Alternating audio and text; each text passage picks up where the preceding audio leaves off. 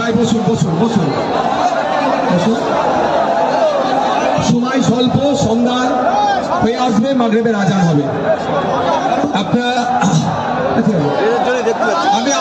আপনি যদি নিজে চুপ থাকেন সুবিধা হবে। আমরা মিনাখাতে এবারে এমন এক প্রার্থী দিয়েছে, অন্যায় করলেই লাল কার্ড দেখে মাঠের উপরে বাইরে করে দেয়।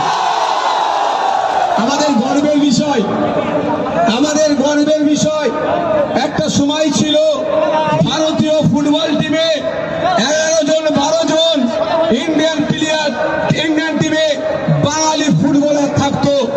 আর এখন এগিয়ে বাংলা বললেও ভারতীয় ফুটবল টিমে 1 থেকে 2 জন বাঙালিকে খুঁজে পাওয়া যায় না।